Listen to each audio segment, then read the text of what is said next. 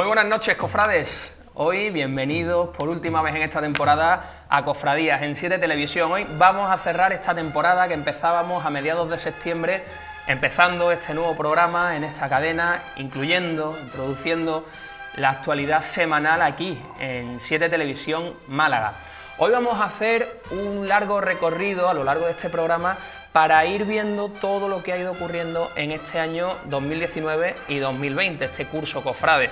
Un curso cofrade extrañísimo, así que no vamos a tener hoy ni lanzada ni editorial, hoy vamos a ir directos al grano, vamos a hablar desde octubre en adelante con, como siempre, Jaime Moreno. Muy buenas noches. Buenas noches, Fran. Bueno, un programa de cierre, un programa en el que vamos a hacer un repaso general. Un programa de compendio, donde vamos a intentar pues poner de relieve y resaltar todo lo más importante que consideramos que ha pasado en este curso cofrade, como tú decías. Y ya en Semana Santa nos dimos cuenta de que Jaime y yo tenemos muchísimo carrete, podemos estar hablando aquí horas y horas y horas, pero por respeto también a ti vamos a tener más caras. Hoy va a estar con nosotros, y lo saludamos también, Alejandro Cerezo. Muy buenas noches.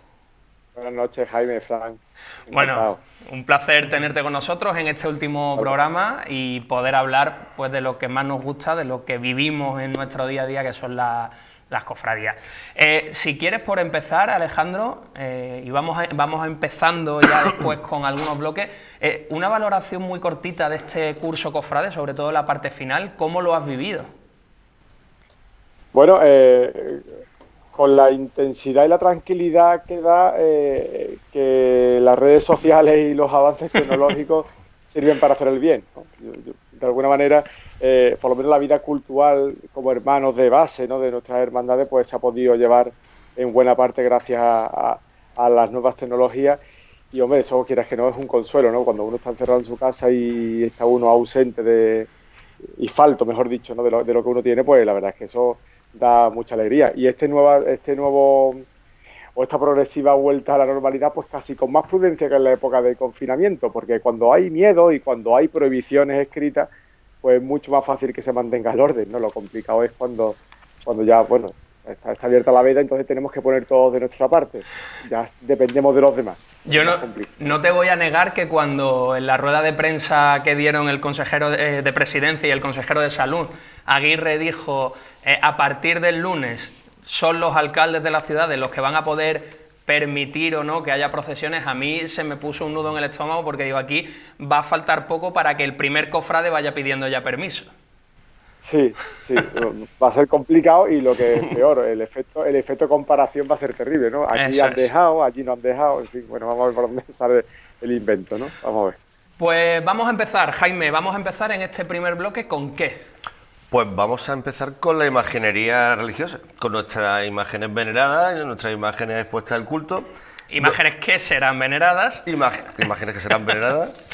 Advocaciones que ya son veneradas, etcétera. Sí, sobre todo hacer hincapié en las nuevas creaciones, las que están por venir, y en las restauraciones de mayor o menor calado que ha habido durante todo el año en algunas de nuestras imágenes. Bueno, vamos a empezar con la valiente apuesta de la Hermandad de Santa Cruz, la valiente apuesta realmente de la iconografía de José María Leal con ese Cristo de la Victoria, un Cristo, y aquí ya empezamos a hablar, que a mí personalmente me parece que aporta un crucificado más, quizá dentro de la iglesia de San Felipe. Bueno, pues ya tenemos a la sangre, es un crucificado absolutamente diferente, y que en una hermandad como Santa Cruz, pues tenemos todavía que ver si realmente va a aportar en lo social y en lo cofrade.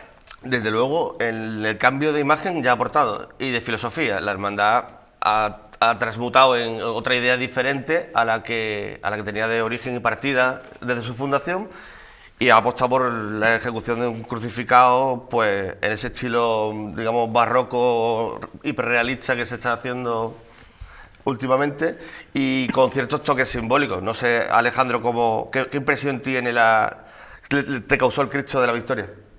Empezando por el principio, me sorprendió una barbaridad que la hermandad directamente encargara un crucificado, porque yo, siempre he dado por sentado que esta hermandad era una hermandad de soledad, de Virgen al pie de la cruz, y se acabó. Entonces, pues me chocó muchísimo pues que la hermandad decidiera incorporar un crucificado. Además, no sé con qué objeto, porque además la hermandad ha sido un poquito hermética a la hora de explicar claramente y sin tapujos si queremos hacer un segundo trono para incorporar al Jueves Santo, que de momento yo creo que incluso abiertamente no lo han dicho todavía. Dicho esto, bueno, el crucificado es una imagen, yo diría que correcta. No creo que tampoco vaya a pasar los manuales de historia del arte, porque bueno, al fin y al cabo es un escultor que todavía tiene mucho que decir. José María Leal es un escultor en proyección, todavía no tiene obras, pero bueno, así llegaron muchísimas obras. No las voy a comparar artísticamente, pero vamos, la apuesta del Cristo de la Redención de Miñarro pues fue una apuesta a un escultor también Nobel, la apuesta por la Virgen de la Caridad de Huiza en su momento era un Huiza que estaba empezando. ¿Sí? Estas obras tienen que venir.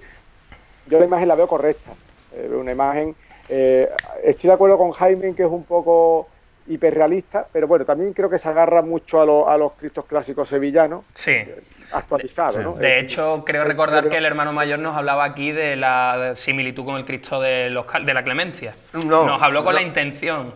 Leal es fiel seguidor de Huiza. Y Huiza bebía la fuente de Juan de Mesa. Sí. Entonces, yo creo que en esa línea podemos establecer la evolución de la punto de partida hasta donde hemos llegado. Vale. Sí, a mí me parece, efectivamente, a mí me parece una especie de evolución modernizada del crucificado de la Victoria del Santuario, el beso en la sangre de San Benito, pero una versión como más el lenguaje actual, ¿no? Está, digamos, con el barniz de la moda cordobesa, vamos a llamarlo así. Oye, Alejandro, y quedándonos en San Felipe, antes de decir nosotros nada, ya sabemos porque en Semana Santa, en las previas, escuchamos tu opinión aquí también en 7, pero creo que la gran noticia, la buenísima noticia que hemos tenido este año, aunque podría haber sido mejor, fue esa recuperación de la Virgen de Consolación y Lágrimas, esa restauración que hizo Naranjo. Sí, vamos, a mí me parece fantástico el resultado. Es verdad que no ha sido una restauración al 100% arrojada, o iba a decir valiente, pero bueno, es que la que han hecho también es muy valiente. Es que ha sido muy valiente. Sí, es valiente. Sí, hay que coger el toro por los cuernos, verdaderamente. Porque además que era un secreto a voces o era voz populi, todo el mundo estaba de acuerdo en que la Virgen estaba algo desfigurada, ¿no? Y, hombre, es muy fácil decir en los bares, es que la Virgen hay que tocarla, pero después que monta un cabildo de hermanos y convence a tus hermanos o hacerles ver de que la Virgen que tú quieres está como no tiene que estar, ¿no? Entonces eso ya es más difícil, ¿no? Yo eso valoro mucho. Después yo creo que también el resultado de la restauración se ha notado mucho más después, ¿no?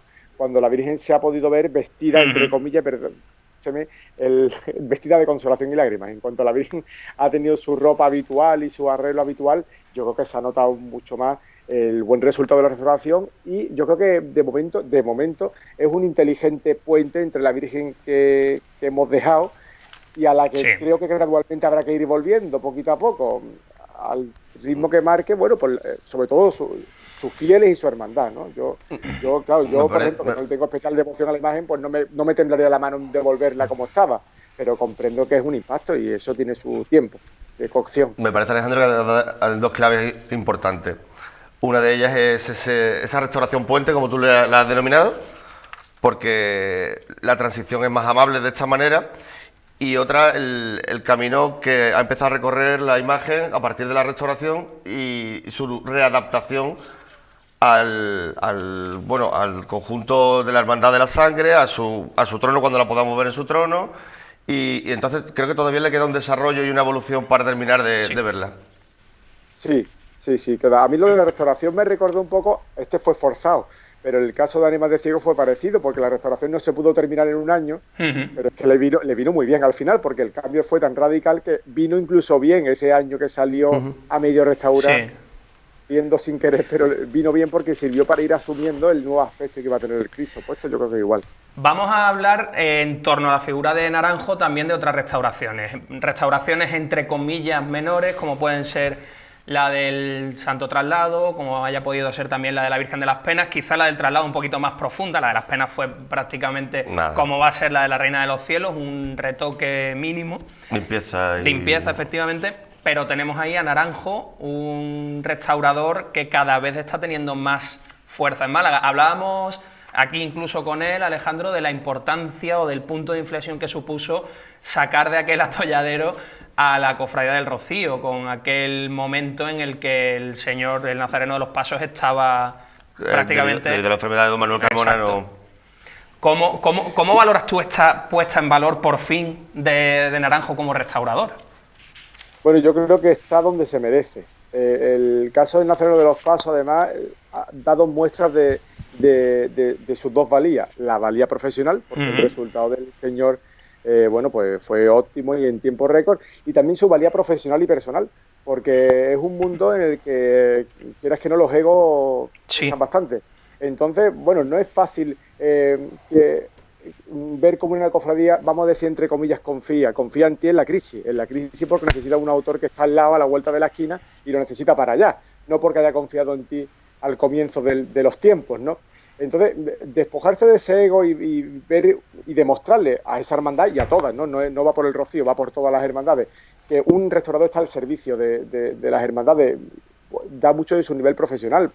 Es decir, en este mundo, ya te digo, de tantos egos, pues lo normal, no digo lo normal, pero pudiera salir de las entrañas de más de un artista y decir, bueno, pues ahora que no me habéis llamado nunca, ¿para qué me llamáis ahora, no? Sí. En absoluto. Él se puso su bata y restauró al Señor de los Pasos de una forma magnífica. Yo creo que el Cristo tenía un problema muy grande, que era que estaba negro. El Cristo, el Nazareno de los Pasos, no tenía color.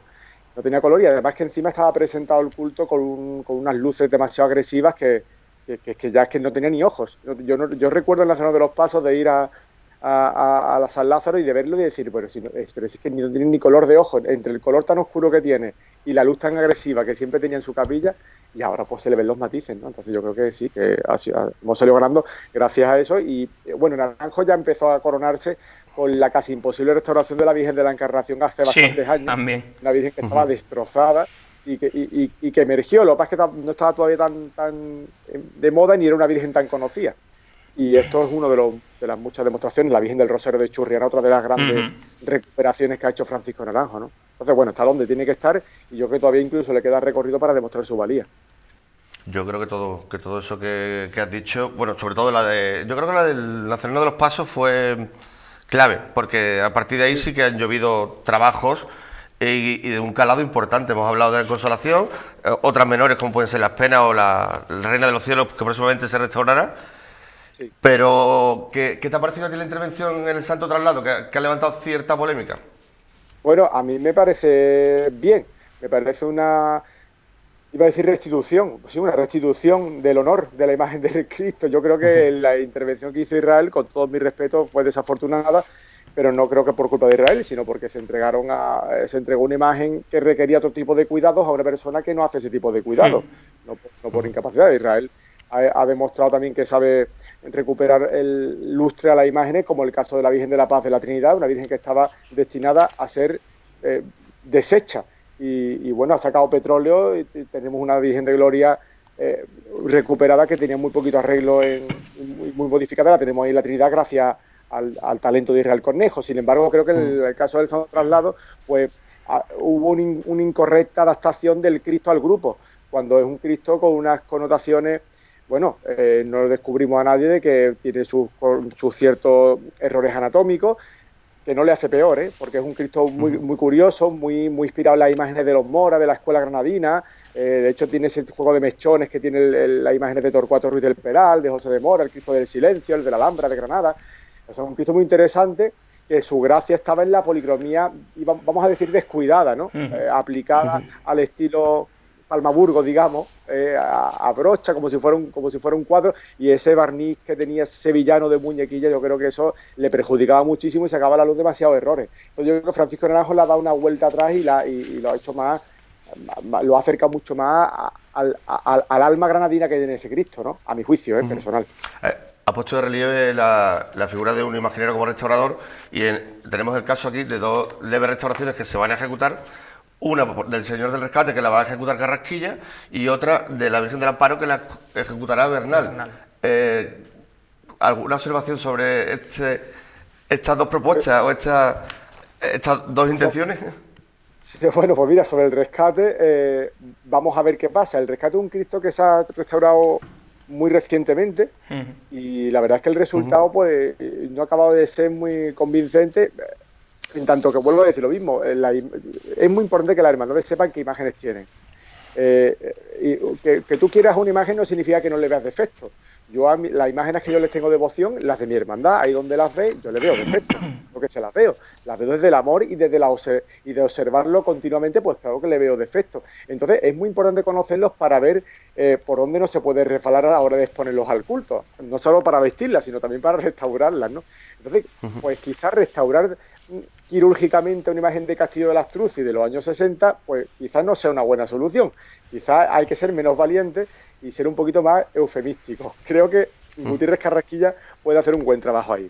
Sobre la Virgen del Amparo, es un caso distinto. Yo creo que la Virgen del Amparo es una virgen demasiado tocada a lo largo de los años, con muchísimas modificaciones y muy alterada. Entonces, bueno, vamos a ver qué hace Antonio Bernal. Antonio Bernal era así. Sí, recordar, sí, ¿no? sí, Bernal, sí. Te digo que vamos a ver lo que hace Antonio Bernal con la imagen. Bueno, él conoce la escuela cordobesa, él conoce el trabajo de Cerrillo, ha restaurado infinidad de imágenes de Cerrillo y vamos a ver en qué resultado queda. Es una virgen que también, creo que también la hermandad debe saber que, bueno, los más antiguos seguro que lo saben, pero los más jóvenes a lo mejor creen que han heredado esta virgen que Dubé les dio en el 91, en el 87, a finales de los 80. La Virgen tiene mucha historia, la Virgen está muy tocada a lo largo de los años y bueno, yo creo que Antonio Bernal va a ser bastante conservador y se va a limitar nada más que a cuestiones de policromía, yo creo, ¿eh?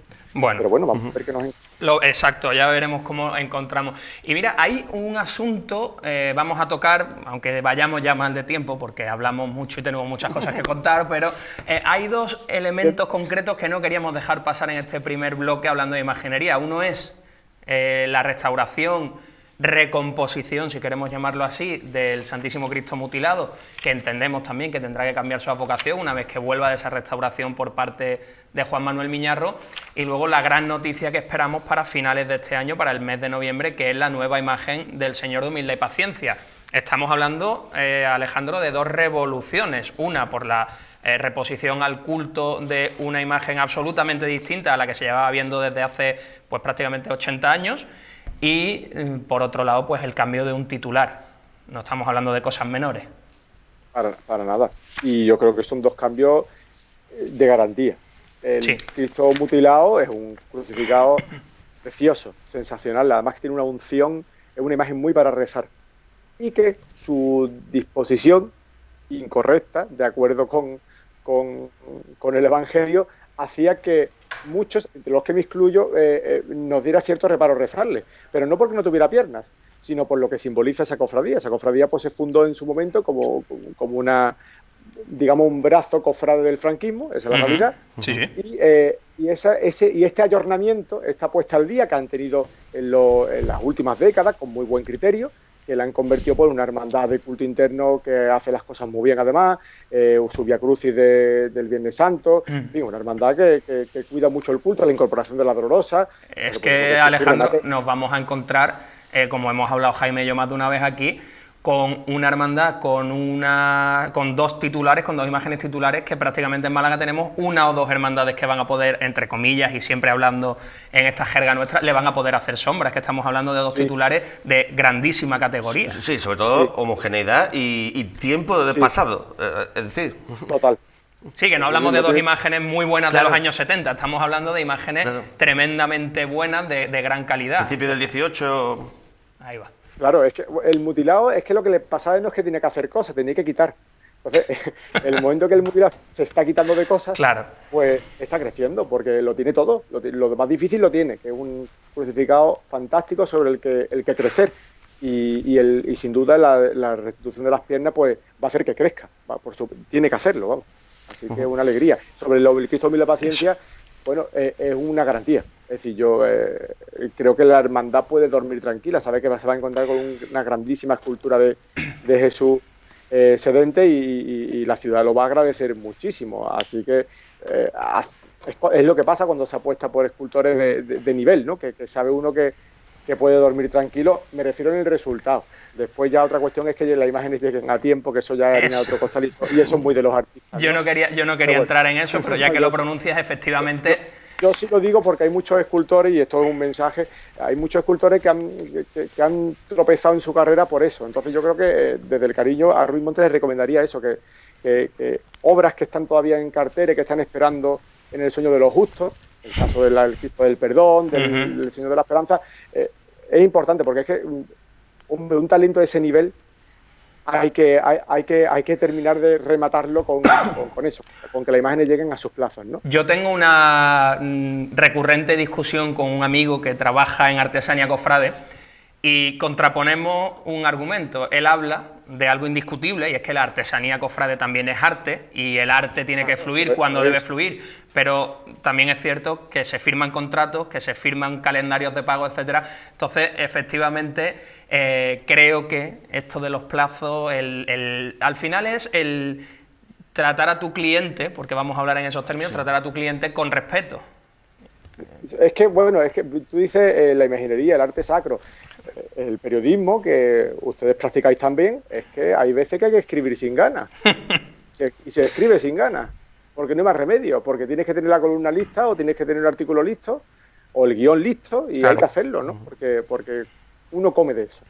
Ya está. Efectivamente. Digamos que al talento artístico hay que sumarle la parte de profesionalidad extraartística para completar la persona. Porque al final uno no come, uno come de lo bueno que es, pero también tiene que... Sí, pero el talento no alimenta. Exacto. Bueno, vamos a seguir. Perdón, Alejandro, di. Por terminar, digo que da más coraje porque es lo más fácil. Claro. Entonces, lo más difícil es tener talento y lo tiene. Efectivamente. Hablando de talento, y este sí que es un talento que no está pagado, Jaime, vamos a irnos ahora a hacer un repaso pues, de 5 minutos, que no nos va a dar tiempo a mucho más, sobre lo que hemos vivido este año realmente, que ha sido el culto interno. Vamos a ver cómo algunas hermandades han echado el resto, aún sin saber, que no íbamos a tener procesiones. Has hablado tú de talento y es la puesta en valor del patrimonio material de las hermandades, que son sus hermanos, ¿no? Sus hermanos que se preocupan en darle la dignidad al culto y muchas veces están muy por encima de lo que es la dignidad, ¿no? Sin una puesta en escena basada en otros patrones, donde podemos encontrar auténticos aparatos espectaculares. Y vamos a poner el ojo, sobre todo, en hermandades como el Rocío, Mena, el Huerto, la Cena. Si te parece, podemos hacerlo en orden cronológico, porque, vale. Y ahora vamos hablando también con Alejandro aquí libremente, yo creo que esa cuaresma con el culto del Monte Calvario por el 50 aniversario del yacente fue algo espectacular en muchos sentidos, discutible, a mí me resultó espectacular, yo creo que esa es la palabra. Y podemos a la par también tratar otro yacente, que es el Santo Sepulcro, exacto, con el 125 aniversario. Y por cerrar ese momento de cuaresma, que aparte del sextenario de Santa María del Monte Calvario también, tenemos bueno, lo hemos hablado aquí en las últimas semanas, lo bien, y esto Alejandro, si quieres entramos ya en ello, lo bien que le siente al Huerto San Julián. Sí, bueno, el Huerto además que ha sabido encontrar un lugar de privilegio, el sitio que parecía provisional, porque ellos no iban a San Julián.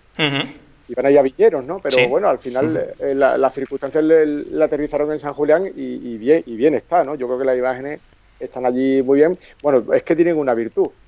Hablábamos antes de la imaginería. Es que un Cristo tan bueno, una dolorosa tan extraordinaria, tan cerquita, pues es que es un lujo, ¿no? Es que es una alegría, es que apetece entrar en San Julián para tener al Cristo del Huerto tan cerca o a la Virgen de la Concepción, especialmente, ¿no? Las demás imágenes también, ¿no? Pero unas imágenes tan buenas, pues tenerlas tan cerca y tan a la mano y a su vez con tanta dignidad, ¿no? En los altares laterales, pues la verdad es que es una alegría, ¿no? Le sienta bien San Julián, sí. Además está cerca de su sitio natural, ¿no?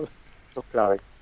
Y Alejandro, te quería preguntar que sobre el trabajo desarrollado por la Priostía de la Albacería del Santo Sepulcro con motivo del 125 aniversario.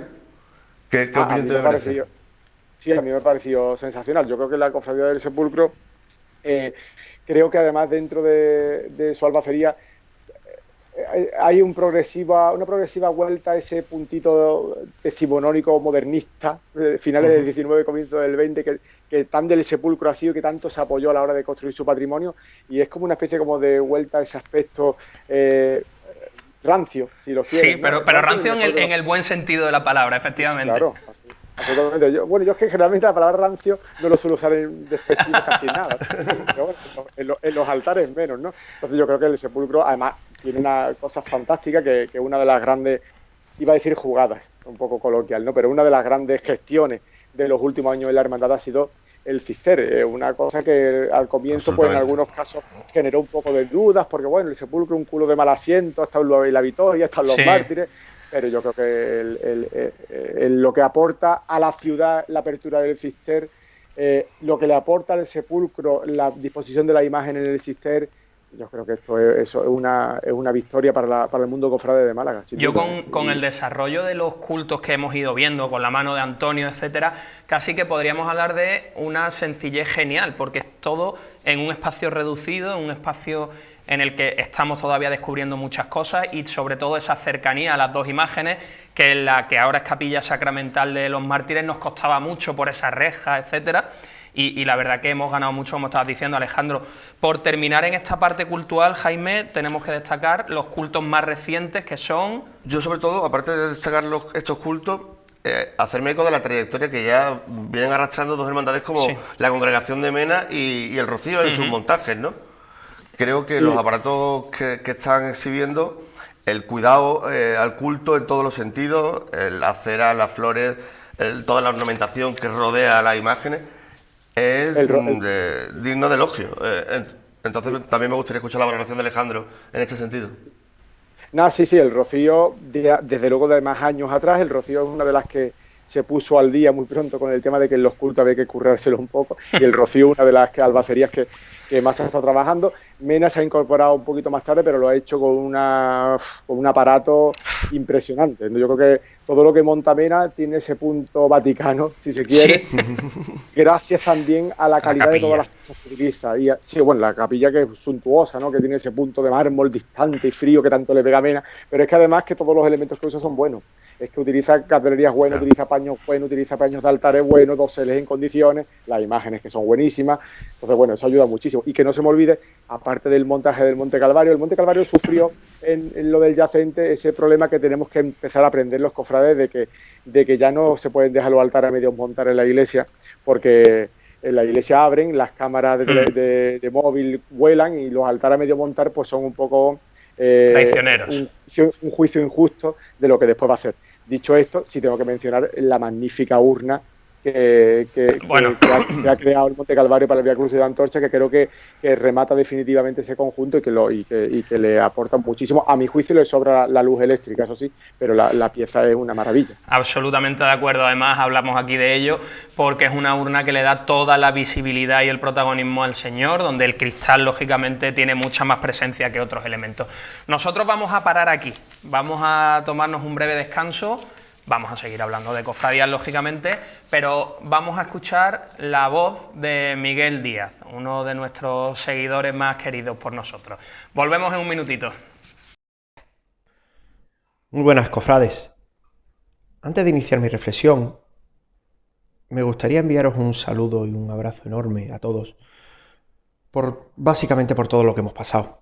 Ha sido una época complicada, ha sido unos momentos históricos. Una pandemia de estas no la vemos afortunadamente todos los días. Pero el mundo cofrade no ha quedado al margen de esto, evidentemente. No han quitado, que lo más importante sobre lo que gira nuestro año, que es la Semana Santa.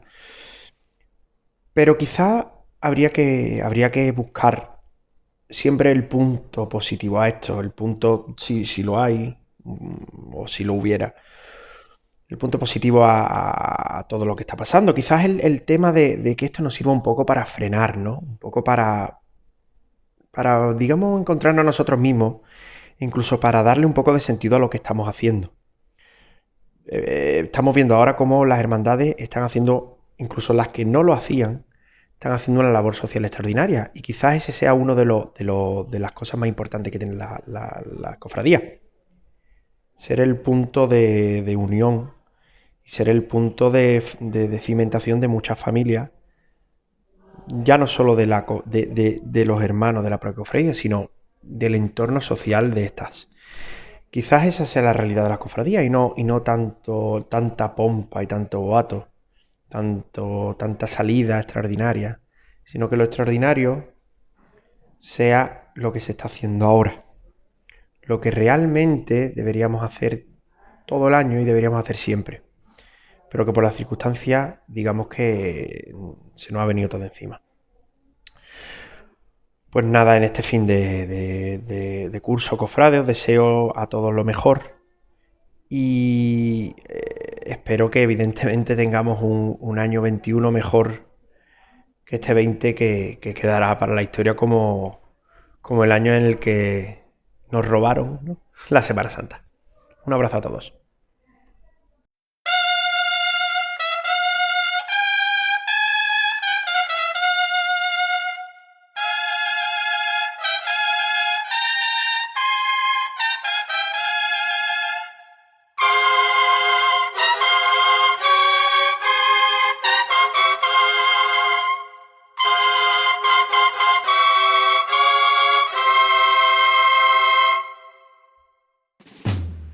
Bueno, seguimos aquí en Cofradías, en 7 Televisión, para seguir haciendo el repaso que estamos haciendo al curso Cofrade. Hemos empezado hablando de cultos, hemos empezado hablando de imaginería y vamos a seguir con Alejandro Cerezo, con Jaime Moreno, aquí en esta tertulia de final de curso. Un final de curso que este fin de semana pasado nos habría dejado la procesión extraordinaria de la Virgen de la O con motivo del 50 aniversario de su bendición.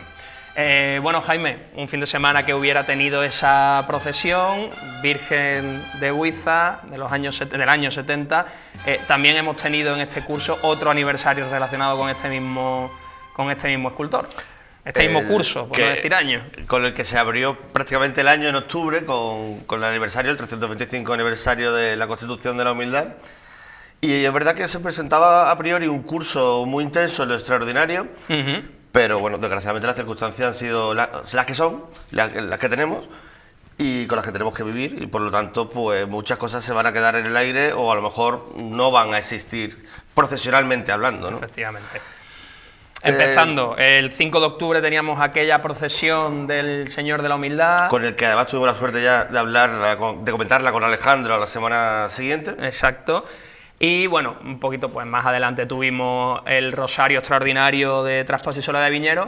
Podemos hablar también de procesión extraordinaria, aunque no ese Vía Crucis por el 75 aniversario de Estudiantes, el Vía Crucis oficial de la agrupación, que aun siendo un Vía Crucis ordinario tiene esos tintes siempre de procesión extraordinaria, etcétera.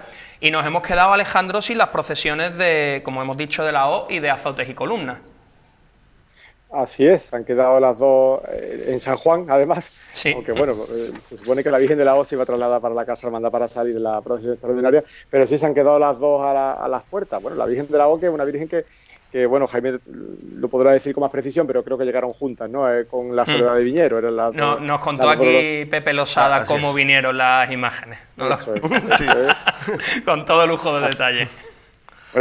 Además lo vivió, así que él habla con propiedad de esa historia. Y bueno, y la imagen de Jesús de Azote. Me da un poco de pena porque Azote es una imagen de mucha importancia y de mucho calado en las cofradías fusionadas, y parece que a lo largo de la historia está un poco gafada. Ya no solo la escultura, que hasta que Miñarro un poco la sacó del fango escultórico en el que estaba, porque el Cristo estaba destrozado, pero destrozado, bueno, siempre ha tenido mala suerte y bueno, era un buen momento para reivindicarle el peso histórico de la hermandad de Azotes y Columnas dentro de Fusionada. Pero bueno, es que no las cosas cuando no pueden ser, pues no pueden ser. Bueno, el caso, yo creo que el Vía Crucis podríamos profundizar un poquito más en él. Yo creo que la imagen del coronado de espinas en ese trono de traslado de la hermandad con ese, bueno, pues, con esa... es que no es un cenobio, no me sale la palabra, Jaime, pero bueno, esa escala que se puso, sí. Y la verdad que la imagen del Señor y por supuesto la clámide bordada, la banda municipal de música hizo que toda esa procesión tuviera realmente tintes extraordinarios. Sí, sin ánimo de ser especialmente quisquilloso, es curioso comprobar cómo todo ese aparato se trabajó en una decisión que había sido decidida hacía muy poco tiempo, ¿no? Pero es verdad que el coronado de espinas cambió totalmente su imagen y se proyectó de otra manera que yo la considero bastante acertada. A ver qué nos puede aportar Alejandro en este sentido. Sí, a mí me pareció maravilloso, sin paliativos. Sí, me parece, a mí me emocionó mucho. Bueno, es un Cristo al que yo le tengo particularmente mucho cariño porque lo he rozado mucho desde que soy pequeño, pasaba por la puerta de mi casa y aparte he trabajado profesionalmente como sacristán en el Santo Cristo de la Salud durante 4 años, así que he tenido el Cristo de los Estudiantes muy cerca a lo largo de mi vida. Pero es que además creo que el Cristo es una imagen que el capillismo de Málaga le ha maltratado siempre. cuando una imagen muy interesante, un Cristo muy curioso, sacado del retrato, muy correcto anatómicamente, con una pose muy elegante, con mucha personalidad. Y bueno, y yo creo que la presentación que hubo al culto, o sea, en el trono de este Cristo, le ha dado valor. La clámide bordada pues la aporta y no lo desfigura, que es muy importante, porque creo que se arregló de forma muy conservadora, cosa que yo aplaudo, la verdad. Y después la procesión magnífica, la banda municipal detrás de un trono, pues yo no sé, sin contar el sepulcro, desde cuándo no lo veíamos, ¿no?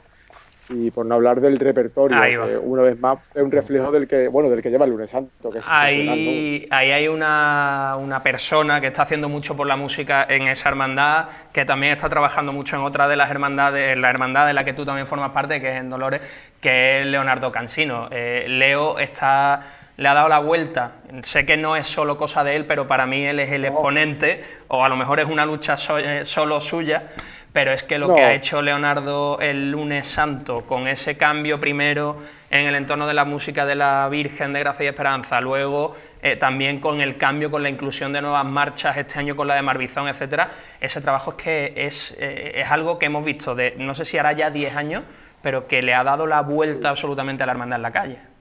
Sí, bueno, Leo tiene que ver, por supuesto, ¿no? Pero Estudiantes tiene un grupo de jóvenes cofrades, ya han crecido un poquito, pero... Esa generación perdida en muchas cofradías, esa generación de 40... pero es de mi quinta, más o menos, esa generación de cofrades, y son tremendos, son yo ya digo, lo he conocido de cerca, son unos grandísimos cofrades, unos grandísimos trabajadores de su hermandad, y se han encontrado también una hermandad que le ha dejado hacer las cosas. Entonces, bueno, Estudiantes era una hermandad que cuando hace 15 años las imágenes no estaban en besamano todo el día, ellos estaban todo el día con las imágenes en besamano, con la puerta de la iglesia abierta de par en par y con sus hermanos de guardia. Estudiantes ha sido avanzadilla, sin marketing, en muchas cosas en el mundo de las cofradías. Lo que pasa es que no ha contado con ese marketing de las cofradías de pura sangre capillita, vamos a llamarlo así. Quizá, Ale, yo no sé si coincides conmigo en que ha vivido una revolución muy, muy madurada. No ha sido tanto una revolución como ese proceso que tú dices, 10, 15 años, de ir haciendo poco a poco cosas, las jarritas delanteras del trono, los arbotantes, las restauraciones, ahora el palio, lo que tú dices también de los besamanos, etcétera. Ha sido una hermandad que ha ido evolucionando, porque además el sustento y la base es prácticamente, socialmente, las personas son prácticamente las mismas. Por eso para mí es un ejemplo. Para mí es el ejemplo de cómo tiene que evolucionar una hermandad clásica, una hermandad de Málaga, porque tiene una hermandad clásica de Málaga de los años 50 o más antigua, tiene más ataduras que una hermandad que se funda en los 80, que se funda al final del cabo al amparo de la moda sevillana, que no pasa nada además, fantástica, pero a mí me encanta, y tiene mucho menos ataduras. Las hermandades clásicas yo creo que no deben de ir por ese camino, porque cumplen otro papel en la ciudad. Y lo que tienen que hacer es depurar lo que ofrecen. El caso de los Estudiantes para mí es un ejemplo, en todos los sentidos. Tanto en creer en su patrimonio, es decir, por ejemplo, el trono. Un trono, pues que hay muchos sectores de la gente a los que no le gusta. A mí particularmente me parece fascinante, como creación me parece una maravilla. Pues lo que han hecho ha sido meterle dinero y meter un baño de oro en condiciones y quitarle todas las cosas que le sobraba y trabajar en la proporción de ese conjunto, lo que ha hecho los gitanos también.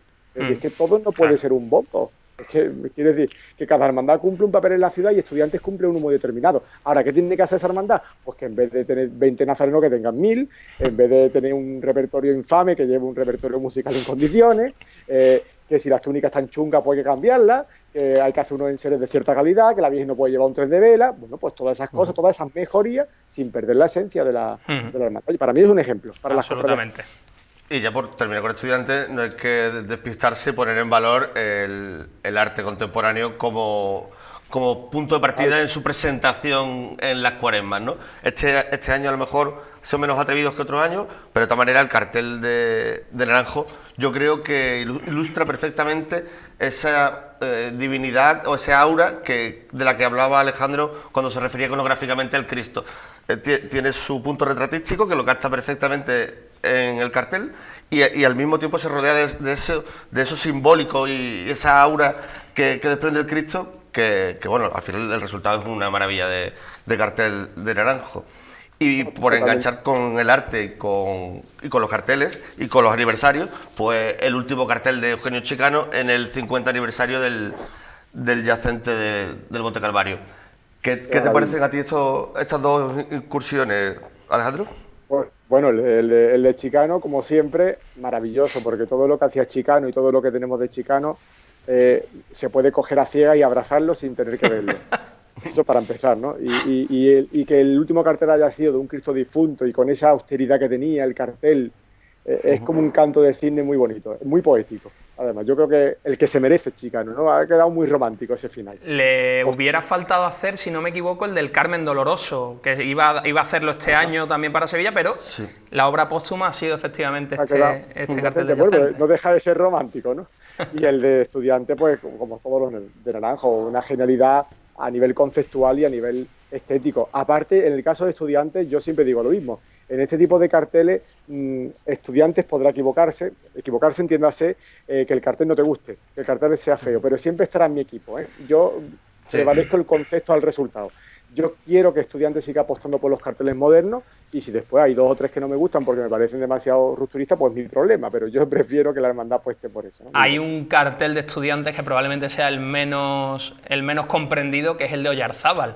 El más conceptual. El más conceptual, que es ese fondo rojo sobre el que se... Es una pasada. Es una maravilla. Una economía de medios absoluta, con 2 medios, una corona y una clámide sobre ella, te haga un cartel perfectamente representativo, ¿no? Claro, y si no hubiéramos tenido, como estabas diciendo tú, Alejandro, esa valentía por el concepto rupturista de Estudiantes, pues no habríamos visto a Pablo Alonso Herray, que después hizo el cartel de la Semana Santa, o a José Luis Puche.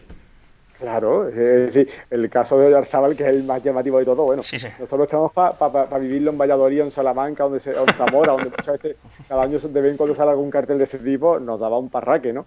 A mí me parece sensacional, la apuesta me parece sensacional y además consigue pues lo que tenía que conseguir un cartel, ¿no? Que la gente diga, aunque sea que feo, pero que lo diga, ¿no? Que llame la atención que Estudiante ha montado eso, un elemento publicitario, sin duda.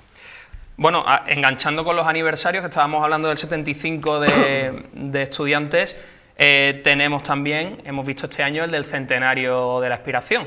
Jaime, si quieres tú, introdúcenos ahí. La Paz, y antes de pasar, digamos, al grueso, La Paz y la Aspiración. Si La Paz presentó logo del 50 aniversario, el año que viene tendrá el del Cristo. De hecho, creo que el logo era compartido de ambas efemérides.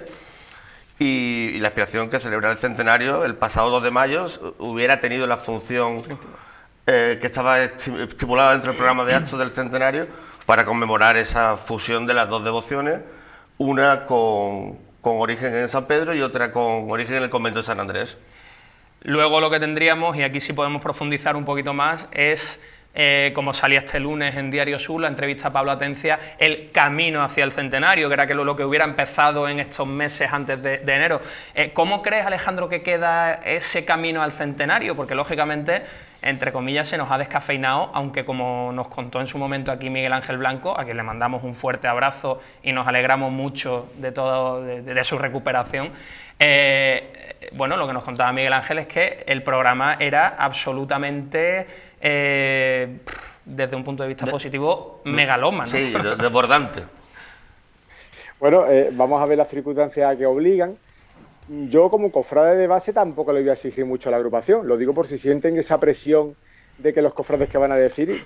Yo particularmente no tengo especial interés en que la agrupación ahora se desfonde, no solo económicamente, sino logísticamente, para montar un centenariazo. Si las circunstancias han llevado a que esto sea un centenario, pues se hace un centenario y aquí no ha pasado nada. Eso es lo humano, ¿no?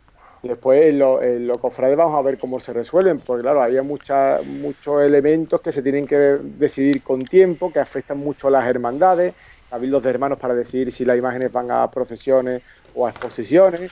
Sí, bueno, yo creo que quizá el centenario puede acabar siendo un centenario más uno, ¿no? Un 101. Sí. Porque yo creo que incluso a nivel calendario ha sido caprichoso y va a fastidiar buena parte del centenario. Vuelvo a decir lo mismo, yo no soy especialmente ambicioso ni voy a ser muy exigente con la agrupación. Teniendo en cuenta que además decía Atencia en esa entrevista que barajaban o trabajaban con la posibilidad de que ni siquiera hubiera procesiones en 2021, algo que hay que tener en la cabeza. Por eso, o sea, que yo tampoco me mataba, sobre todo porque la agrupación, voy a decir, espero que no se malentienda, porque como somos tan de saca titulares, la labor de la aquí no vamos a poner tweets descontextualizados ni nada, quien quiera que lo vea entero. Eso ya lo sé yo lo digo por los potenciales oyentes, ¿no? Que la agrupación, su labor no es montar un centenario, Entonces, yo no me gustaría que la agrupación perdiera su labor directa, que es la de organizar en condiciones la Semana Santa, y ahí tiene trabajo, antes que montar un centenariazo, que si no se puede montar, pues no se monta, que no pasa nada. Es más importante... El cincuentenario de la agrupación, perdona que te cortes, fue en el 71 y pasó absolutamente sin pena ni gloria porque estaba la agrupación y el mundo de las cofradías sumido en una crisis lamentable y no estaba el horno para pollo. Sí, efectivamente, como tú dices, creo que aquí creo que vamos a estar de acuerdo que es más importante subsanar todos los graves errores que pudimos ver en la Semana Santa de 2019 en torno al recorrido oficial, lo estético, lo organizacional, etcétera, que centrarnos en un segundo recorrido oficial. Que desgraciadamente el tiempo le está jugando a su favor para poder estudiarlo bien, analizarlo y desarrollarlo con todos los errores corregidos. Y otra cosa que quería apuntar a lo que está diciendo Alejandro es que no tiene sentido a lo mejor montar unas macroexposiciones si no pueden ser visitadas con una normalidad, ¿no? Por ejemplo, sí. E incluso a lo mejor no es ni recomendable montar una magna que potencialmente vaya a llamar a miles y miles de personas. Las dos cosas, ¿no? Efectivamente.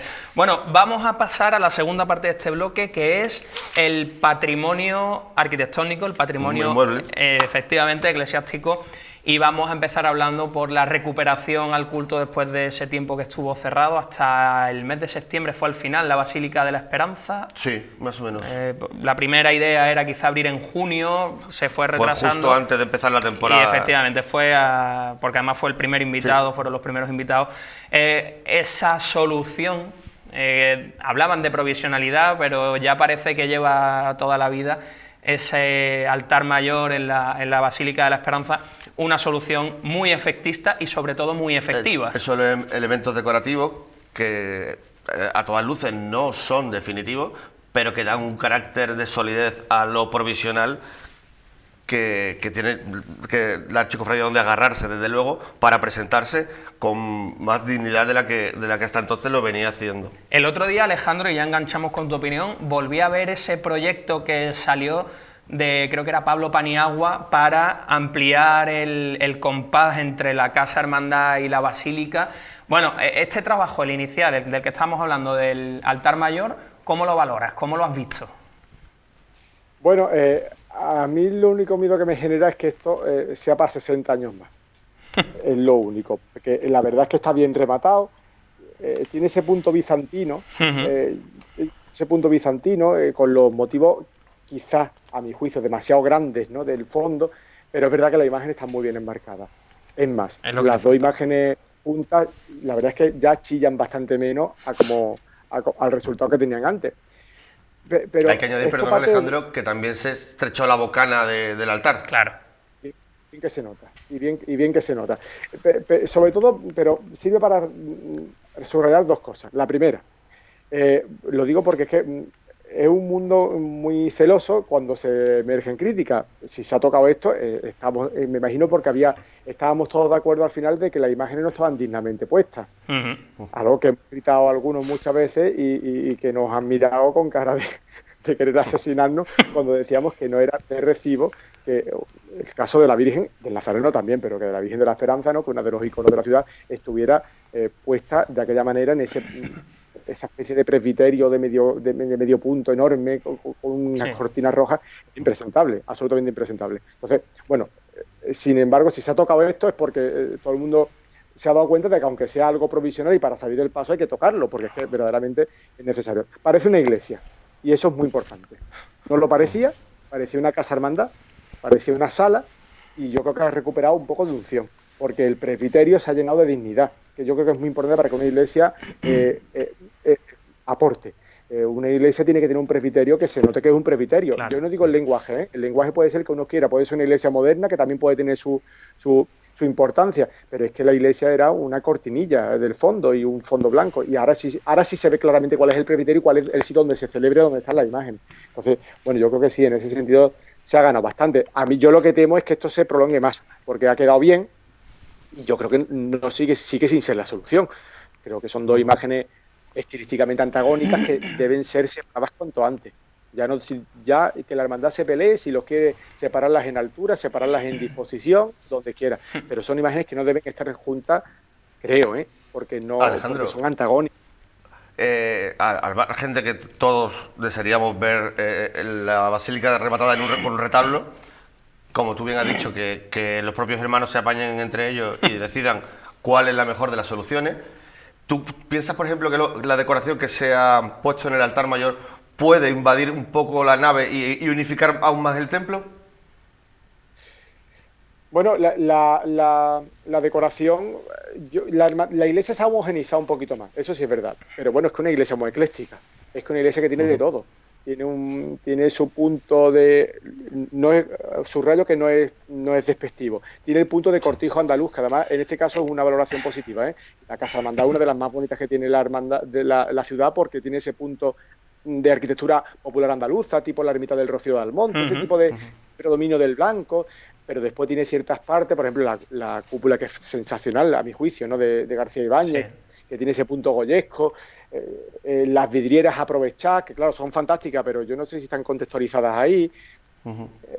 Bueno, lo que ha terminado es de convertirlo en un edificio ecléctico, entonces es una pieza que va por libre dentro de la basílica, pues como el resto de la basílica, pero por lo menos está terminado. Por eso te decía yo, y hablaba de ese proyecto de Pablo Paniagua, que a lo mejor podría externa e internamente tratar de unificar estilos. Sí, bueno, yo creo que la hermandad, vamos, es más, yo no sé si lo hubiera hecho incluso antes del presbiterio, es mucho decir, pero desde luego el arco que debe unir, o el sistema arquitectónico que debe unir Casa Hermandad y Basílica, creo que es urgente, porque ahora mismo es una cosa muy difícil de leer, que solamente se explica. Pues tienes que explicar la evolución de la ciudad, tienes que explicar que la Casa Hermandad llegó antes, que por eso está situada ahí, que la iglesia llegó después y por eso está situada ahí, que detrás de la iglesia había un muro y había un río seco, no había un puente, y por eso la basílica le da la espalda a la ciudad. Es que han pasado muchas cosas después de la construcción. Sí. También la hermandad tiene muy mala suerte, eso hay que decirlo también. El urbanismo y sus tramas. Y nuestra ciudad. Bueno, sin duda, otra de las intervenciones dentro de los inmuebles, y que te toca a ti bien de lleno, Alejandro, es la de la parroquia de los Santos Mártires, que la estás sufriendo en estos momentos. ¿Sabes algo de cómo marchan las obras? Bueno, están levantando el suelo, es lo que peor estaba, con mucha diferencia de la parroquia. Vamos, los tropezones eran diarios, era para poner una cámara oculta allí, no os podéis imaginar. Bueno, todos visitamos los Mártires, sabemos cómo está el suelo, ¿no? Entonces, bueno, el tema del suelo es lo más urgente, y vamos a ver cómo acaba. También les preocupaba mucho también la situación de las columnas, porque parecía que una de las naves está algo vencida. Pero, por otro lado, puede ser un poco el efecto Pisa, Torre de Pisa, que a lo mejor no hay problema, está doblada y se acabó, y no va a pasar nunca nada más, y ya está, y se queda así. Entonces, bueno, no sé lo que va a evolucionar. Yo, por lo que sé, pero claro, son informaciones no oficiales, es que no parece que vaya a durar demasiado. A nosotros Miguel Ángel Gamero nos decía que iban por muy buen camino, iban cumpliendo plazos, y probablemente pues antes de lo previsto íbamos a tener noticias positivas, cosas de las que nos alegramos. Se barajaba en principio que pudiera no estar lista para la Semana Santa del año que viene. Se hablaba de 18, 24 meses. Exacto. Y ahora se aproxima más a los 18 que a los 24, como parecía que iba a ocurrir con la pandemia. Exacto, pues sí, o sea que la cosa va bastante bien. Yo sobre lo que decía Jaime, la verdad es que no lo sufro, yo lo cojo con mucha ilusión, porque es una iglesia que necesitaba como el comer esa dignificación. La iglesia tiene un suelo que era impresentable. Es decir, que la iglesia más espectacular de Málaga, o por lo menos la más barroca, la más rococó, ¿no?, de la ciudad, la más coqueta, tenga ese suelo, era impresentable. Era un suelo de placita, de barrio, ¿no? Totalmente. Ahora que has hablado de la decoración y del rococó, creo que nos llegó a comentar algo... ¿Miguel Ángel? Miguel Ángel, no. ¿O don Felipe? Don Felipe Reina, de que puede que incluso hubiera alguna intervención en cuanto a desnudar de excesiva decoración la iglesia. ¿Sabes algo acerca de eso? No sé nada. Bueno, ahí habría que andar con mucho tacto, porque, hombre, la mayoría de las piezas de la iglesia, como todo es sabido, son de posguerra. De hecho, el propio retablo mayor de Pedro Pérez Hidalgo, por cierto, una de las mejores obras de él, porque casi todo es reconstruido. Y hay incluso obras que, bueno, son de serie. Yo tendría mucho tacto a la hora de suprimir cosas, porque a la hora de la restauración yo me imagino que habrá muchos criterios en ese sentido, pero yo soy mucho más de la escuela de conservar la idea del edificio en virtud de dejar piezas un poquito más mediocres, pero para que sirva como idea de conjunto que le beneficie. Prefiero que siga eso manteniendo la impronta, al fin y al cabo. Sí. Sí. Yo, por ejemplo, el caso de Santiago, por ejemplo, yo me hubiera metido en recuperar las conchas de la nave central. Lo haría con un sistema, desde luego, reversible, pero yo creo que faltan para leer la iglesia de Santiago, por ejemplo, ¿no? Pues en el caso de los mártires yo no me aventuraría mucho en quitar cositas, en desnudarlas. Y para acabar rápidamente, Alejandro, el hecho del sagrario y ahí va, yo y quería la entrar Basílica de en la el Victoria. sagrario sobre todo. El Que sagrario, la ¿te tenemos refieres a la huérfana, iglesia vamos. te refieres a la iglesia del Sagrario? Sí, ¿no? sí. Sí. Sí, bueno, la iglesia del Sagrario, bueno, no sé qué problemas hay ahí, porque además yo creo que deben ser de los de más gravedad que tenga las iglesias de la ciudad, porque Sin el duda. testigo que pusieron del corte que hay ahí casi en la cabecera del templo por fuera, inquieta muchísimo, y además una iglesia que tiene esa arquitectura tan de cajón, ¿no? Tan iba a decir tan ciclópea, si lo quiere, que no sabe uno por dónde meter mano. A mí me genera mucha inquietud, y yo no sé hasta qué punto las obras del jardín están ayudando. Ya, verdad que yo no soy arqueólogo, ¿eh? No me atrevo tampoco a montar esa cultura del miedo en algo que yo no domino, ¿no? Pero Sí. el viandante a simple vista, pues, como yo, que no está muy formado en eso, se inquieta de decir, bueno, una iglesia que está temblona y que encima se levanta medio patio que hay al lado, vamos a ver cómo se porta. La iglesia va magnífica, por cierto. Bueno, pues vamos a dejar aquí este repaso en estos bloques de aniversarios Sí, y patrimonio mueble. Sin dejar de reivindicar esa ayuda para el Santuario de la Victoria y para el sagrario. Se lo dijimos a Miguel Ángel Gamero aquí, que también él lo hacía igualmente para las autoridades pertinentes. Lo hicimos también cuando estuvo con nosotros el hermano mayor del mutilado. La verdad que hace falta, porque... Dime, Alejandro. No, que tenemos un problemón, pero es que esto es un debate mucho más largo, que es el concepto de ciudad. Sí. Entonces, es terrible, ¿no? Porque claro, la iglesia del Sagrario, ¿qué es para la venta turística de la ciudad? Absolutamente nada. Es que es trágico, pero es que es así. Es decir, como mucho es la portada. Entonces, para determinados individuos de la ciudad, no voy a decir instituciones, pero para determinados individuos, si se derriba la iglesia del Sagrario y se queda la portada con un palitroque puesto para que se sostenga... Y un restaurante detrás, no pasa nada. Y se saca la foto en Instagram con la portada del Sagrario, la gente va que sobra. Es decir, es que es así de triste. Es decir, lo que hace falta es un cambio de modelo de ciudad. Absolutamente. La gente tiene que empezar a entender de que la ciudad turísticamente se tiene que mantener, pero entre otras cosas a través del arte. Es que es una ciudad muy infravalorada en su categoría artística, y hemos puesto el ejemplo del Sagrario y del Santuario, que son, para mi gusto, los dos mejores templos, o los que se conservan mejor, pero luego, los que son más buenos, de mayor calidad. Bueno, vamos a irnos un momentito a publicidad, afrontamos el tercer bloque de este último programa de la temporada de Cofradías. Volvemos en un minutito.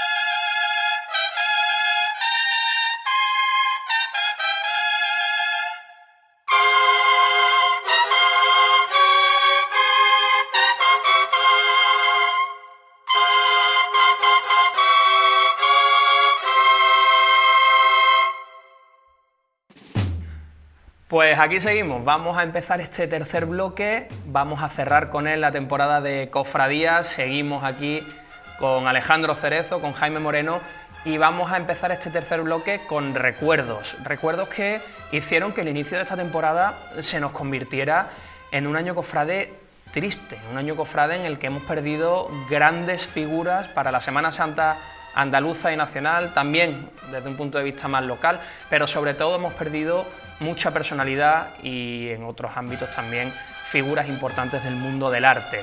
Jaime, podemos resumir en 4 pérdidas principales, o por lo menos a destacar en lo que tiene que ver con lo artístico, con lo cofrade. Luego, lógicamente, tenemos pérdidas más, entre comillas, locales y localizadas en hermandades. Más personales. Efectivamente.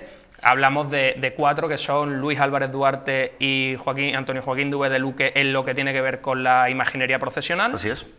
Don Eugenio Chicano en las artes plásticas y don Manuel Gámez en la parte religiosa y en lo personal también, lo que tiene en el desarrollo de esa cultura cofrade. Como hemos comentado muchas veces, la materia de la que está hecha un cofrade y la Semana Santa es la memoria. no teníamos más remedio que tener el recuerdo y conservarlos en la memoria. Yo, Alejandro, no sé si coincides conmigo en que don Manuel Gámez, quizás junto con Juan Casielles y un grupo de cofrades malagueños, fueron los que abrieron la ciudad a la realidad global de la Semana Santa. Sin duda, vamos, sin duda. Juan Casielles y Manuel Gámez, sobre todo, son los que abrieron esa vía y criaron o amamantaron a una serie de cofrades que después han sido los que han ramificado ese descubrimiento en otras muchas hermandades. Pero Manuel Gámez además lo hace además en un entorno nada propicio, puesto que las hermandades en el clero, todavía hoy, hombre, generan cierto recelo. De hecho, el padre Gámez tuvo, me imagino, como todas las personas que son versos sueltos en la vida, pues tendría que aguantar tragantazos en el clero por cofrades y en los cofrades tragantazos por ser cura, que es lo que pasa cuando uno... Se la lleva por los dos lados. Claro, lo rompe por los dos lados, pues le dan por los dos lados al final, ¿no? Entonces, en ese sentido, el padre Gámez es fundamental para historiar la Semana Santa y para historiar la evolución de la Semana Santa de Málaga. Clave. Bueno, el Monte Calvario ni hablemos, ¿no? El Monte Calvario es un titular más de la cofradía con permiso de los sagrados, ¿no? Pero es que es así, ¿no? Es un fundamental, ¿no? Pero es que en el mundo de las cofradías también, ¿no? La música, por cierto. Ahí, efectivamente, esa música le debemos la adaptación de ese Miserere de Eduardo Con, pero sobre todo la revitalización de esa música, sobre todo de la música sacra. O sea, lo que le debemos en Málaga, más allá de los cofrades, con la Escolanía, con la Coral Santa María de la Victoria, con sus composiciones musicales, además muchas de ellas dedicadas a Dolores de San Juan, si no me equivoco, esa saeta al Cristo de la Redención, etcétera. No, de hecho, él es el culpable de que los Dolores de San Juan lleve capilla musical. Su cultura de la Semana Santa de Sevilla, en los años 70, deriva en un debate con los cofrades de los Dolores de San Juan y les dice, oye, pues mira, pues vuestro estilo os pegaría una capilla musical. Claro, también, a raíz de... también en algún otro caso le hubiera gustado ver algún misterio con Escolanía y no ha sido posible. Puede ser.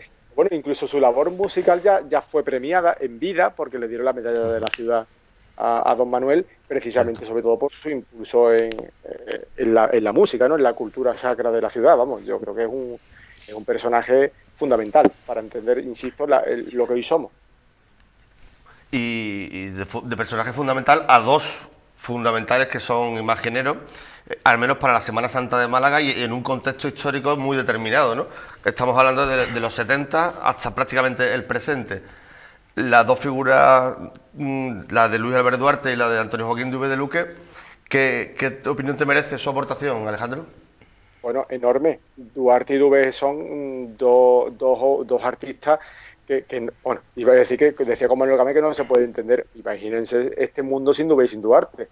Primero nos quedamos sin imágenes casi, ¿no? Me refiero a Andalucía, ¿no? Las cofradías modernas casi todas recurren a él.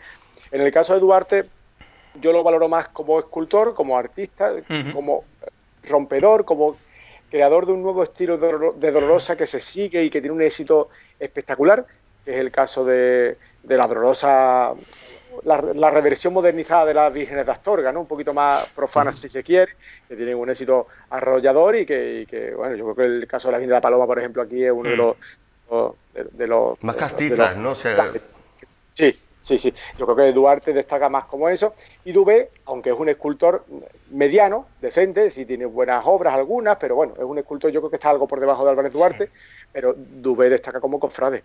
Dubé es un cofrade todoterreno, un creador, un diseñador de un nivel altísimo, pero es que además un cofrade de base, que fue hermano mayor de los Servitas además, y con un concepto de vivir las hermandades ejemplar. A Dubé, bueno, perdón, termina. Perdón. Sí, siempre que Dubé hacía imágenes también, pero que Dubé yo creo que tiene una faceta un poco más, iba a decir rica no, porque no menospreciar tampoco a Duarte, pero sí desde luego tiene más caras. El Dubé es un personaje con más caras en el mundo de las cofradías, porque fue muy cofrade activo. Y a Dubé se ahí voy. Con Dubé tenemos, yo creo que dos ejemplos claros. Primero, el de la propia Hermandad de los Servitas de Sevilla, donde genera en torno a esas imágenes un estilo. Y luego también, yo creo que por genética lo tenemos también en el caso del Cristo de la Corona, una hermandad de vísperas que sale el Viernes de Dolores, que sale desde el Sagrario de la Catedral. Y estoy seguro de que en el desarrollo de esa hermandad, donde su hijo ha tenido mucho protagonismo, ha habido muchísimo de ese saber cofrade que tenía Antonio Joaquín Dubé de Luque. Y lo que deja es una estampa clásica de víspera en un Cristo de talla completa, de tamaño académico, la verdad que con un sabor único. Por cierto, y hablando de Dubé, creo que es la propia Hermandad de Servitas la que le va a hacer un monumento. Claro, sí, lo digo porque tenemos aquí a Eugenio Chicano, que a lo mejor también merecería un tratamiento parecido. Bueno, antes de meterme con Chicano, que ya toda la razón, ahora vamos a ello. Por terminar, un detalle de Dubé, nada más, un detalle para que se quede en el aire y que la gente reflexione. Dubé crea Servitas de Sevilla, un modelo de cofradía admirada, que a la gente le encanta, que tiene exquisitez, pero pues no ha sido repetido ni imitado en ningún caso. Es decir, a la gente le gusta para disfrutarlo, pero después su Cristo tiene que llevar cornetas y tambores, Cuidado esto, ¿no? El concepto de qué bueno era, qué buena era, pero bueno, esa cofradía es la tuya, ¿no? Que es más rara. En fin, esto es muy de las cofradías de Málaga, ¿no? Grande era, pero yo esto no lo copio. Sobre Chicano, bueno, Chicano es un artista, yo no voy a decir que de más nivel que Dubé en su contexto, pero Chicano es importantísimo en esta ciudad. Yo creo que a base de ser prolífico con las cofradías le hemos quitado valor, fíjate. Yo creo que hablamos de Chicano como si fuera un pintor de carteles, porque ha sido muy prolífico, y Chicano es mucho más, sobre todo lo que aporta a esta ciudad a nivel intelectual, si se quiere. Yo creo que Chicano es Málaga, Alejandro. La Semana Santa es solo una faceta. Sí, absolutamente. Es decir, Chicano es una cabeza de pelotón del ser de la ciudad, de la identidad, de la forma de ser, de la capacidad intelectual de la ciudad. Chicano hubiera sido un gran alcalde de Málaga, por ejemplo, lo digo sin tapujos ninguno.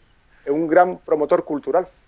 Y bueno, y esa figura tiene que crecer. La figura del chicano ciudadano, el chicano artista intelectual que desemboca en esas obras que hace después, es fundamental. Yo creo que es fundamental. Me parece interesante la reflexión y deberíamos de pensar en ello. Yo es que con la figura de Chicano, además porque lo he conocido desde pequeñito, para mí era, por un lado, una persona conocida, una persona a la que, bueno, al fin y al cabo entra dentro de tu espectro, pero luego, y no la acabas valorando hasta que no la ves desde fuera. Ya con la madurez, con los años, fui diciendo, oye, es que Eugenio Chicano es un personaje no relevante, es que es un personaje básico. Es que es esa propia cercanía la que no nos hacía ser conscientes de la importancia del personaje. Porque no estamos acostumbrados a que personajes de esa relevancia se paseen entre nosotros. Hay un momento, precisamente en esta temporada en Cofradía, en el que hablábamos con Pablo Bujalance sobre la figura de Chicano. Para cualquier malagueño que diga, bueno, Chicano pintaba carteles, sí, que vea ese programa. Porque la figura de Eugenio va a traspasar nuestros tiempos, nuestras fronteras, eso está clarísimo. Alejandro. Insisto, bueno, vuelvo a decir lo mismo, es que de hecho el que ha hecho muchos carteles es lo que le ha degradado, y entiéndaseme, Hérboles. Es decir, el mundo cofrade Chicano es el mejor cartelista, o de los mejores cartelistas. ¿Qué va a ser el mejor cartelista? Si solo fuera eso, es mucho más que eso, ¿no?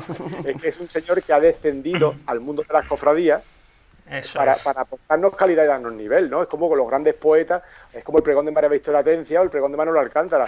Son personas que descienden de la más alta cultura de la ciudad y de la más alta intelectualidad para darnos nivel al mundo de las cofradías, y tenemos que estar agradecidos por ese regalo. Es así. Y hay quien no lo entiende, quien no lo comprende, quien lo critica desde la... Bueno, pues en muchas ocasiones desde la indigencia intelectual. Sí, desde la ignorancia. No queda más remedio que pensar de esa manera. Alejandro, que ibas a decir algo. Te digo que se siguen tirando estatuas, Frank. Sí, totalmente, efectivamente. Bueno, nosotros vamos a construir en vez de derribar, y vamos a hablar de lo patrimonial que nos ha dejado este año, pero dentro de las casas de hermandad, claro, no a la vista.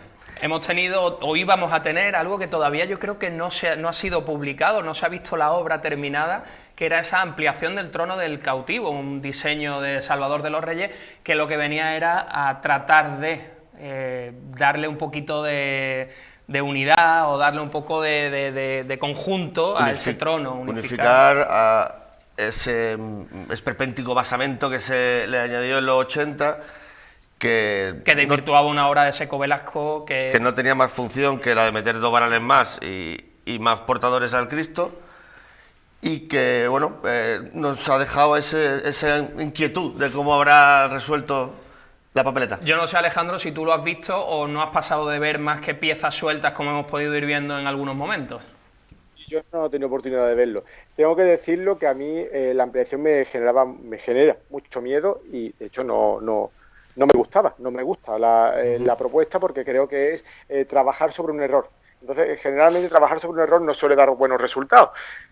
Entonces, estaba ansioso por ver el resultado para ver si, hombre, como tengo las expectativas realmente bajas, con honestidad lo digo, pues, hombre, a ver si por lo menos me encontraba con una solución un poquito intermedia. Evidentemente, todo lo que sea tocar piezas originales de Tronos, sobre todo en el caso de piezas que son buenas, me parece un error. La plataforma que se le puso para los 8 varales fue un error tremendo, pero es que estamos asistiendo, lo digo como concepto general, a una etapa de monstruización de Tronos, monstruización, que no ampliación, monstruización, y lo subrayo, en la que la imagen, los Tronos están perdiendo todos sus valores.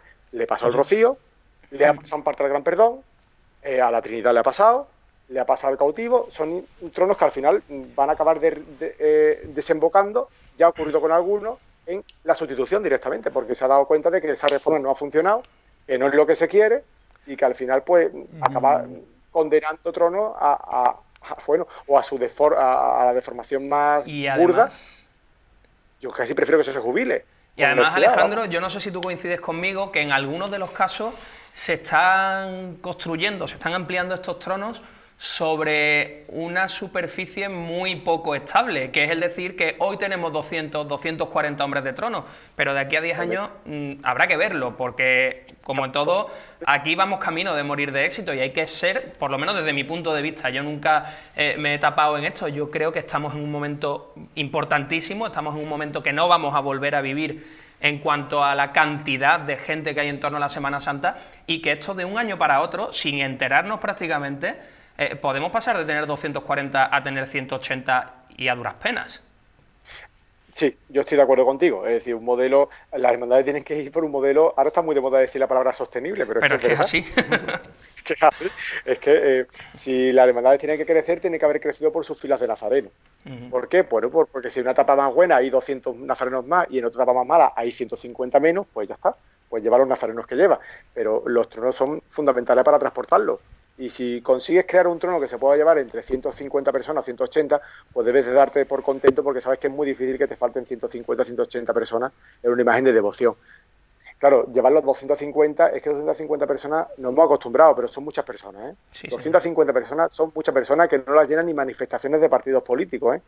Es que 250 personas son muchas criaturas y en algunas cofradías convocan a 500 en 2 tronos. Entonces, bueno, pues yo creo que efectivamente es una apuesta con fecha de caducidad y que puede dar quebraderos de cabeza a medio plazo. Y aparte del daño estético, del daño estético que se le hace al trono. Es decir, que hay tronos que se han ido de medida absolutamente, a mi juicio, y han perdido toda la armonía. Así es, Alejandro, yo también lo valoro de esa manera. Incluso podríamos meternos en las recreaciones que se hacen desde los tronos antiguos, que también abundan en los mismos errores. Pero vamos a seguir avanzando y vamos a dar un par de pinceladas pictóricas con el cartel de José Luis Puche y con el polémico paño de la Verónica de José Antonio Jiménez. Bueno, sobre el cartel de Puche, poco que decir, es sensacional. Yo creo que además honesto con su estilo y con ese punto nostálgico que tiene Puche en las obras, ¿no? Que es tan bonito y que entra tan bien por los ojos y que sienta tan bien, ¿no? A mí es un cartel que me ha encantado. Es más, si me dicen a medio plazo, elige un cartel para un año que no hubiera Semana Santa, que yo creo que elegiría el de Puche, que tiene ese punto, iba a decir tristón, no es tristón, pero sí es melancólico a lo mejor, ¿no? Sí, y le pega que se haya frustrado la Semana Santa al bueno de Puche. Le pega que el cartel se le haya frustrado la Semana Santa, ¿no? Me parece sensacional, ¿no? Además, un cartel que tira de memoria, o sea que es vigente, no necesita el de 2020 para para eso. A mí con... Y sobre Bueno, perdón, sí, termina con el de José Antonio, que vamos a centrarnos ahora en los dos, no te preocupes. iba al paño del gran poder, vamos, Sí. al paño de la polémica del gran poder. Que no le veo la polémica por ningún lado, es el gran poder de Sevilla. Nazareno Sí, sensacional, exacto, no hay duda. maravilloso, símbolo universal además de la devoción de los andaluces y de los españoles, y que esté el gran poder en un paño, pues igual de sensacional que esté cualquiera. El Cristo de la Esperanza en su gran amor. Efectivamente, e incluso autorretratos de pintores, como decíamos aquí, es que... El despojado de Cádiz también estuvo en otro paño de la Verónica.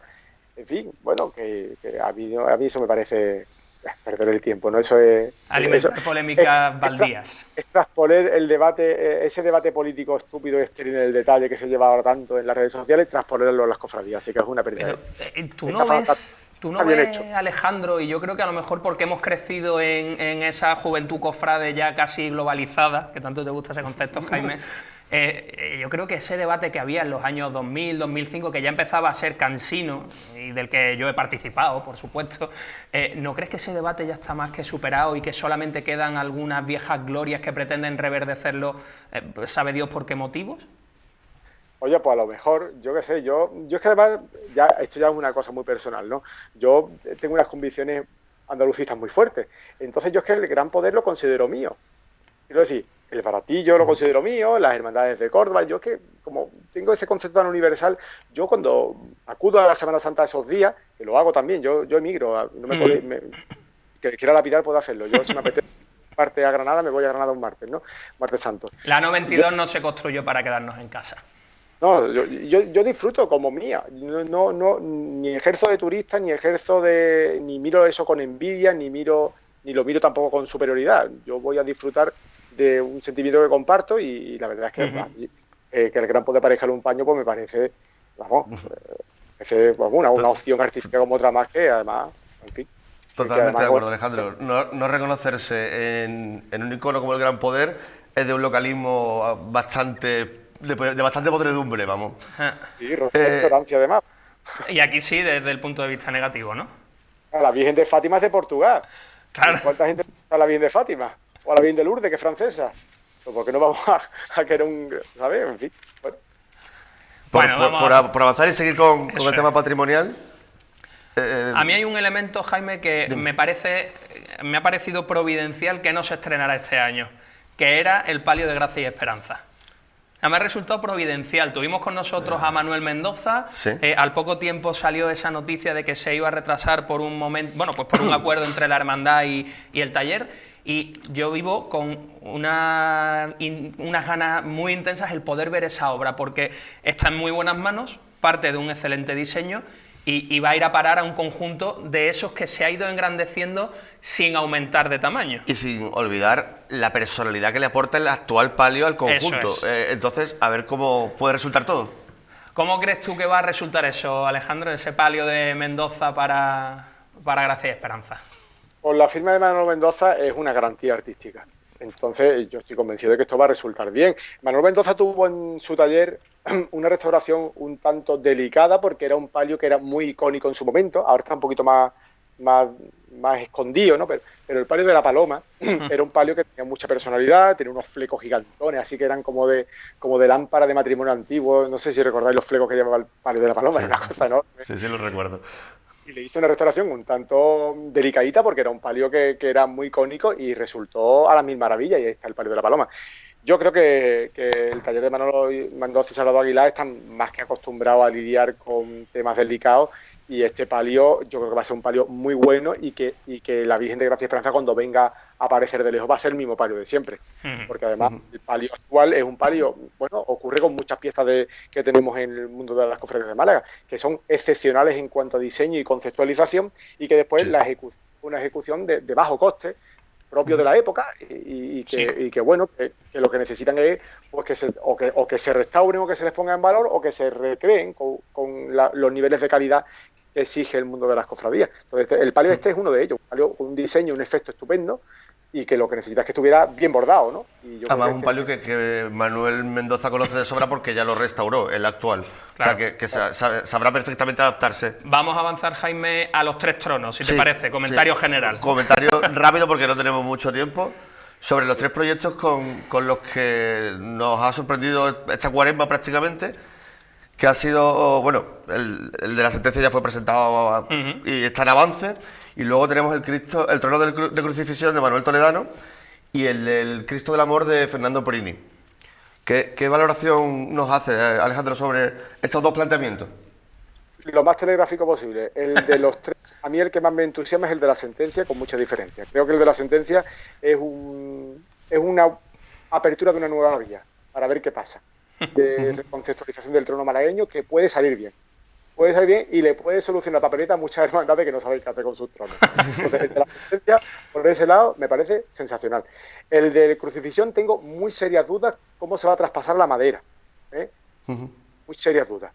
A mí como idea me parece una ruptura tremenda, que además crucifixión se lo puede permitir porque está en periodo de creación de identidad y bueno, si optan por ese estilo, pues para adelante, ¿no? Pero me da mucho miedo el paso a la madera, a ver cómo se resuelve y cómo queda. Sí, y sobre ha sido un proyecto utópico en algunos aspectos, ¿no? Sí, yo es que veo cosas raras así. Veo que, por ejemplo, la bola sobre la que va el Cristo, cuando se traslada las proporciones reales, a ver cómo se va de tamaño, a ver si hay que retocarla para que se reduzca. En fin, veo unas cosas con los planos un poco... Es decir, como idea la veo sensacional, aportación tomada, pero vamos a ver cómo se resuelve en la madera. Y sobre el del amor, bueno, pues mira, precisamente con lo que hemos hablado de lo anterior, hombre, yo agradezco un diseño también clásico de trono toda la vida. En el caso del amor es una relectura de Canasto. Yo creo que mezcla muy bien el estilo de Canasto sevillano con el de toda la vida de Málaga, lo hace bien, Fernando para eso navega muy bien por ese hilo, ¿no? Y entonces pues me parece un buen matrimonio entre el trono que tenía, o que sigue teniendo hasta ahora, que por cierto hay que decirlo, lo que hemos hablado antes, tiene unas líneas originalísimas, pero es terrorífico a niveles artísticos, no vale nada, es una imagen muy malo, para salir del paso y se prolongó, ¿no? Pero sin embargo como creación es muy bonita, es muy curiosa, ¿no? Y muy personal. Y entre eso y los canastos clásicos que ha popularizado por el Cachorro de Sevilla, los Escolapios de Granada, esa aspiración, ese modelo de cofradía de barrio de Viernes Santo, que en Granada encarna los Escolapios, en Sevilla encarna el Cachorro, y que el amor parece, sí, ese modelo de curva contra curva y jugar con los volúmenes y los espacios. Exacto, y me refiero que está incluso tirando a nivel completo, como cofradía en la calle. Eso es. Se está transformando en una especie como de Cachorro de Viernes Santo en Málaga, con las debidas distancias y con como concepto, se te entiende. La tele hay que explicarlo todo mucho para que la gente no saque el titular, ¿no? Pero ¿qué es ese estilo, no? El Cristo con las cornetas y tambores, en fin. Eso. Una opción Sí, que barrio de Viernes Santo. ¿De dónde viene? Sí. Pues Alejandro, lo vamos a tener que dejar aquí porque ya hemos cumplido con este programa, nos quedaríamos horas hablando de cofradías como siempre. Te agradecemos mucho que hayas estado por segunda o por tercera vez esta temporada. Creo que bueno, si contamos las de Cuaresma, las intervenciones son unas cuarta cuantas. o quinta, así que muchísimas gracias. Nada, un placer, como siempre. Un abrazo. Gracias, Alejandro. Pues, Jaime, ha sido un placer compartir estos programas. Pues sí, ha sido toda una aventura, que aquí pone un punto y aparte. Y nada, ha sido también un absoluto placer colaborar y trabajar contigo. Nos seguimos leyendo, nos seguimos escuchando, seguimos compartiendo, que las cofradías tienen mucho, si no todo de eso. Aquí lo dejamos, nos volveremos a ver, si Dios quiere, más adelante. Así que espero que hayáis disfrutado de esta temporada de Cofradías, ha sido un placer. Muy buenas noches y, como siempre, sed libres y felices. Adiós.